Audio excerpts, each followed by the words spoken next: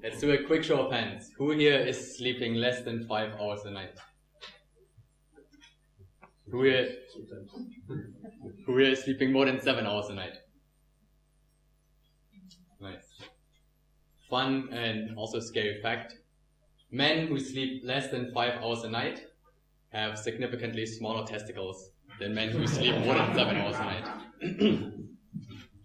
Along with that, men who sleep between 4 and 5 hours a night have levels of testosterone equivalent to somebody 10 years their senior. What this illustrates is that a lack of sleep fundamentally erodes our power to create life, our reproductive health. And from that, any other aspect of health, starting from our mental health, to our physical health, to our emotional health. Now we live in a society where 39% of people sleep less than 7 hours a night.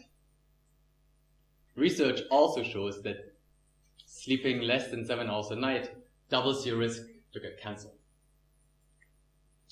The World Health Organization has declared a sleep loss epidemic across industrialized nations. It's no surprise that in these nations we are seeing the rise of chronic illnesses such as Alzheimer's, diabetes, or dementia. We are seeing unprecedented levels of addiction, and we are seeing unprecedented levels of loneliness and isolation. Research by the Rand Corporation suggests that our economy is losing 40 billion pounds every single year because we're tired. We're tired, which makes us less creative, less intelligent, less efficient, less effective when working with others. We're less motivated, we're less honest, we're less social, and we're less able to control our emotions. In a society that's obsessed with output and productivity, we have forgotten a fundamental fact that we as humans have a fundamental need to rest, to relax, and to restore our energies so that we can be productive again the next day.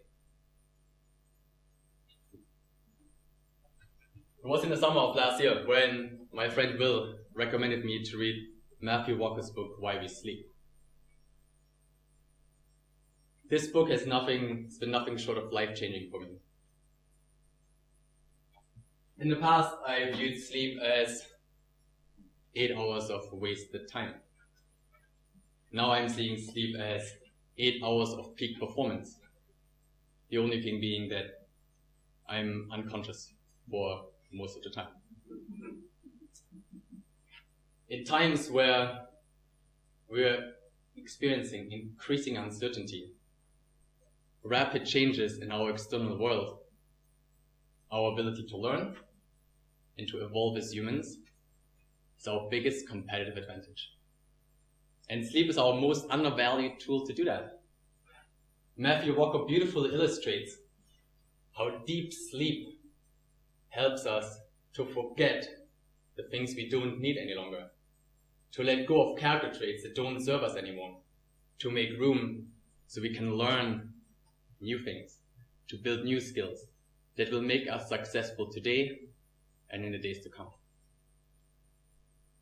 He also shows that dreaming helps us to bring the newly gained information and integrate it into the wealth of wisdom we have in our heads. He talks to us about dreaming being a sense of overnight therapy, taking away the emotional sting from the painful experiences we might have had throughout the day. Dreaming is also a beautiful tool to collide far apart memories into new creative ideas. Now it's all well and good, and it's beautiful to understand the benefits that sleep can bring to my life. However, I found it really difficult to change my behavior and get 8 hours of sleep every single night.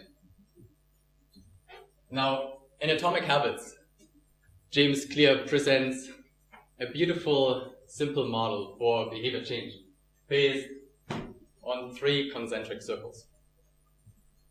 The first one being outcomes. So I wanted to sleep for 8 hours a night. The middle circle is about the processes. How do I get to be sleeping 8 hours a night? So I started with better sleep routines. I started tracking my sleep. However, the most fundamental aspect in the middle is identity. And I felt I needed so much willpower to start my sleep routine. I needed so much willpower to then get to sleep for 8 hours a night. Because I didn't have an identity of somebody who loved to sleep. I didn't have an identity of someone who valued that aspect of his well-being. I had an identity of somebody who loved high achievement, who wanted appreciation from the outside world. And so I needed a lot of willpower to bring this identity and these behaviors together. Now, Benjamin Hardy, he's written a whole book on why willpower doesn't work. But he's also given us a whole bunch of ideas that our environments that we have created are able to support the behaviors we want to see. Now, as a society, we have created environments where we value to drink coffee, we like alcohol, we don't see a problem with being connected to our devices until late at night. However, these three things are fundamental environmental aspects that erode how we can sleep. Through the light that gets into our eyes, tricking us to believe it's still the middle of the day, through not realizing how tired we truly are, and alcohol not putting us to sleep, but being more like an anesthetic for our head. That's beautiful. So all I had to do was cut out coffee, get more mindful about how I use my devices, and don't engage in social drinking. Now, we all make choices every single day, and every single day we cast votes for the society we want to live in, by the behaviors that we are choosing. I don't know about the society you guys want to live in. I've made my choice. Thank you.